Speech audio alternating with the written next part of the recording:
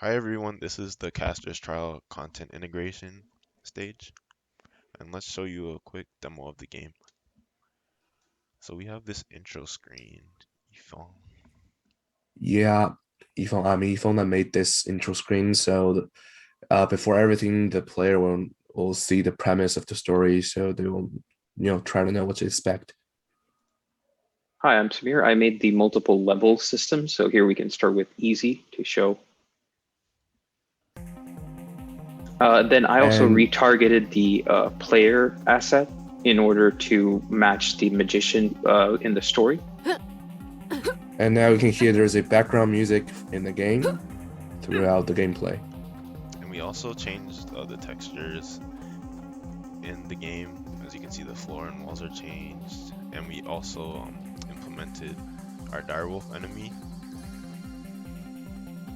And hi, this is Sean. I was working on the Evil Toad range character, adding the animations, and then the attack implementation will be followed in the next stage.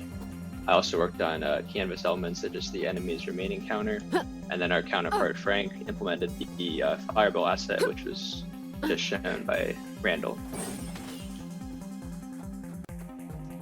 Yep, and now we can just quit, and then we'll go to one of the endings.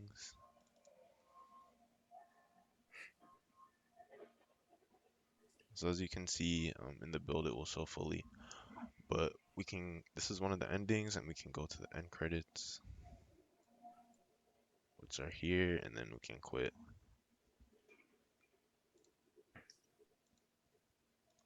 And here you can see the contributions that were previously mentioned. This just lays them out.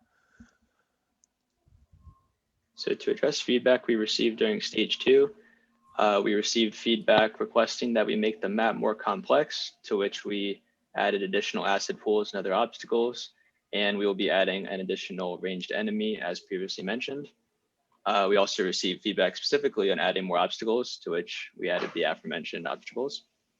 We received additional feedback that we should incorporate context clues to let the player know of the multiple endings, to which we have intentionally left a little bit of ambiguity there, as we want the player to discover the two endings at the end of the playthrough in order to promote them replaying the game. We also received feedback that we should create less of a maze-like structure, so to which we have kept the maze as is, because we want to reinforce our game's puzzle and strategy genre. Additionally, we received feedback that we should avoid hitting enemies the entire time to receive an alternate or a long-term reward, excuse me, and that we should also consider providing short-term rewards for not hitting each enemy as they pass to give motivation and such. So we didn't have time to implement that this week, but we will definitely incorporate it into our next stage and make that a primary focus moving forward. Lastly, we also received feedback to incorporate a particle or sound effect when the daze spell is cast, to which we add an animation every time the player casts the daze spell.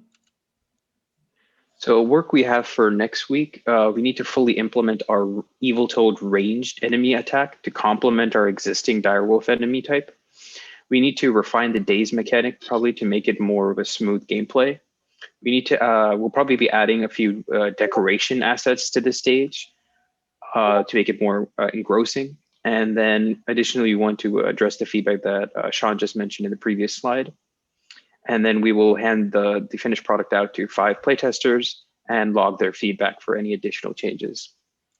So for next week, Samir is going to be working on the daze mechanic and helping Sean and I with the Evil Toad implementation if need be. I'm going to be helping with the implementation of Evil Toad as well.